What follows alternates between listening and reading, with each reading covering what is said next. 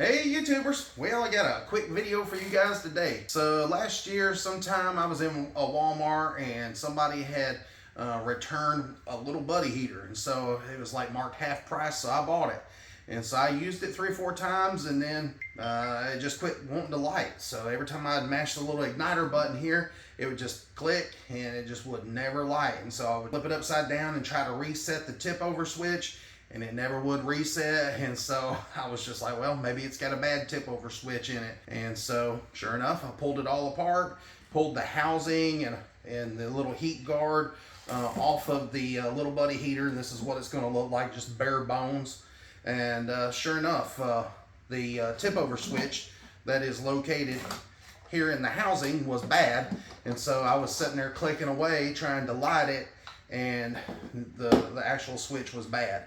And so you can hear the tip over switch has got like a little ball that floats around, and if it's not at the right angle, then it falls off and disconnects that switch. But if it's, you know, vertical and it's set in its little position, then it mashes down on that switch and it lets you ignite. So basically, if you tip it over, it's not going to light, but if it's vertical in that little seated position, then it will light. And so I just kept on messing with it, and finally I just thought, well, let's just disconnect the stupid tip over switch. And so that's what I did. And as soon as I disconnected it and hit the igniter button, you could see it light up warming up that thermocoupler on the front there. So basically I just ruled out that the tip over switch was bad. So now, you know, you do this at your own risk. I'm not saying, you know, everybody needs to do this, but you know, if you're cautious, you don't have pets, you're not worried about knocking the heater over, then, or you're in an emergency situation and you need to have a heater and your tip over switch is bad, by all means, just pull the 2 wires that connects to this switch off. And all you have to do once you pull those 2 wires off is just take and connect them. And once you connect those 2 wires together, then now you've pretty much just bypassed that tip over switch. And so when you hit the igniter button, then it works. If you want to fix it the correct way, you know, I know Mr. Heater sells the little tip over switches, and they're not much money, but they do charge you shipping on it. So, you know, I just turned to Amazon, and you can buy these fairly cheap. And I'll put a link in the description for these. You can buy these for, you know, 5, 10, 15 bucks, and they're not much, and they're easy to put on. I mean, literally, it's like 2 little screws that you got to replace, and then you put the 2 connectors on there, and it's a 2-minute job to replace once you get everything pulled off. But you know, like I was saying, if you don't want to deal with the tip over switch and it going bad and all that, then you can just connect the 2 wires, take you some electrical tape or some heat shrink tubing, and join the 2 wires together. Now there is 2 little spade type connectors here on the end. I'm just kind of joining them together. I don't know how well you guys can see this. I'm just kind of sliding them up on one another, because all they have to do is just touch metal to metal. So I'm just going to slide them up there like that, and they seem to hold pretty good. But like I said, you can put a piece of heat shrink over that or some electrical tape and just wrap it up, and you know, shouldn't have any problems then. Another thing that I do want to point out is, you know, a lot of people, if you read through some of the comments and stuff, they talk about how the switches can stick, and they were talking about how you can lubricate them.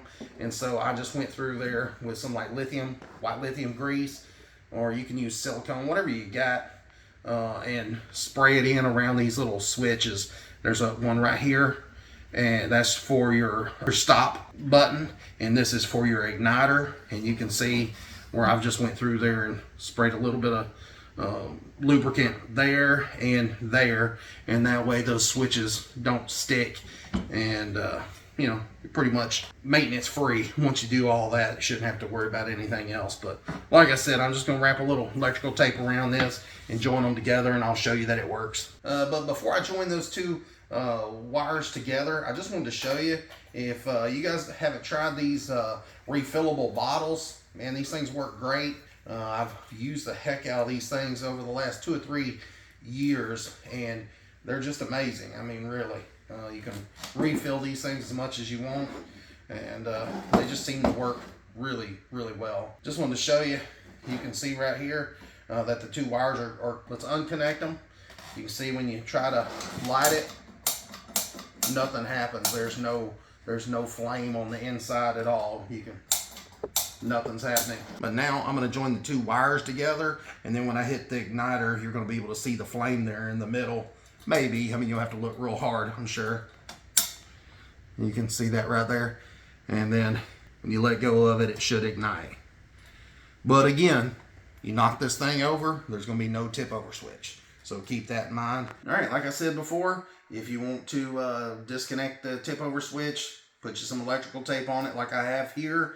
Now, if you want to replace the tip over switch, then you remove this screw, and then you've got your two wires. Now, I'll go ahead and tell you, your white wire is this one here on the end facing the front of the heater, and then your green wire is the one there in the middle of the tip over switch, and it comes out the bottom there in the middle. So I don't know how well you guys can see that. Right there in the middle, that's your green. Right here on the end, that's your white one. And like I said, just to replace it, you've got this screw here,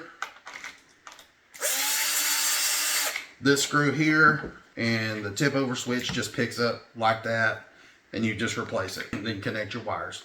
It's that simple, guys.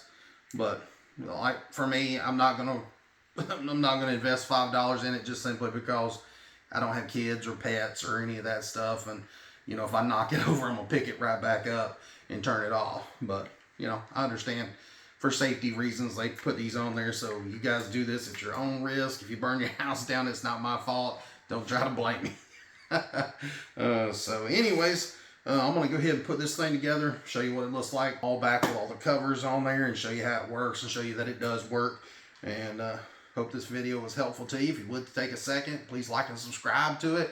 And if you're looking for a tip over switch, I do have a link in the description down below for these. I try to find some that was of good quality on Amazon to bring to you guys. So hope that helps. All right, so we're all done and we got it put back together. I've not tested it yet to see if it works, so cross your fingers that it works.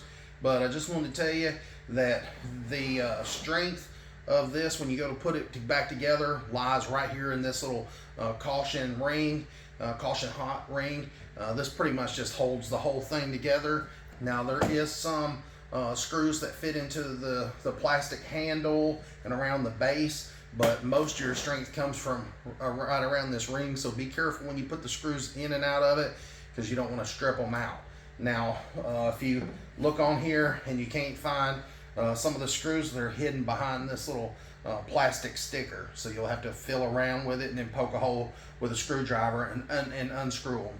And then also this little red button here, it just slides off. You don't have to pry it off or anything. You just pull it straight off, straight off like this, and it comes right off. And like I said, I would add some lubrication to that button, and then to the button behind this black button here. There's like a little push button in behind it, so I would lubricate it, and then you know, it goes together and it comes apart really easy with just little screws. Now, you know, unless you're, you know, careful, don't put it together with an impact driver or a drill because you'll strip those screws out. You're better off just to use a you know, a screwdriver. But you know, if you're used to using an impact or a drill, you can zap them out and put them in real quick just with ease. But anyways, we're going to test it and see if it works. What you do is just hold this down, and you can see right there I've got a nice blue flame, and then once you let off, then it's lit right now. And so like I said, if you tip it over, it's not going to work, but your off switch is still going to work. So when you mash this little black button here, it does turn off the heat, and this thing works just like it would normally, except there's no tip over switch. So the reason I made this video is a couple weeks ago when it got cold here in Tennessee, it was going to drop down into like the single digits and even the teens. And I thought, man, I better, you know, have some extra heat here in the house. And I went to go use this stupid thing, and I was so pissed off because it wouldn't work. And, you know, I didn't have time to order a tip over switch from Amazon and all that. So I thought, well, let's see if I can fix it. And so, you know, you're bored here in the house and it's cold outside and snowing. And so I took it apart and fixed it. And I thought, hey, maybe I can help somebody else out. And so if this video helps you out, like I said, please like and subscribe to the channel. I'd sure appreciate it.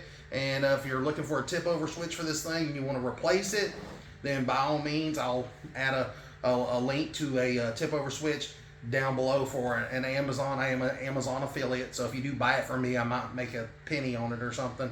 But also check out these Flame King refillable cylinders. These things work amazing. All you do is just take like a 20-pound propane tank, flip it upside down, hook this into the tank, and then you screw this into the cylinder there, and then you just take a little Allen wrench and open the little relief port up on the tank, and you just mash this button till you see propane coming out that little orifice, and then you tighten it up with a Allen wrench. And this thing works good. I've filled these things up for several years now, and they work great. And you know, if you catch them on sale, you can get these for about $15 a piece. And I know what you're gonna say, yeah, that's pretty expensive, but you know, if you go to Walmart right now, these things are like $5 a piece here in Tennessee. I've heard they're more in other states, but $5 a piece for just a one-time use, where you can get it like a gas grill tank. You can go have them refilled for about $15, $16, $17, somewhere in there, or you can go exchange them from like Walmart is probably the cheapest place that I found. You can get them refilled here in Tennessee for about $20. If you go to a gas station, they're usually about $23 to $25. So yeah, also you can go Tractor Supply, but you know, if you check around some of your local feed and seed stores, a lot of them have propane where they can just fill the gas grill tanks up, and then you can fill up a ton of these. And you know, compared to paying $5 a piece, I can usually fill them for like less than $1 per tank. So it really does come in handy, and it's very easy to do. So anyways, I appreciate you guys watching. Thanks. See ya.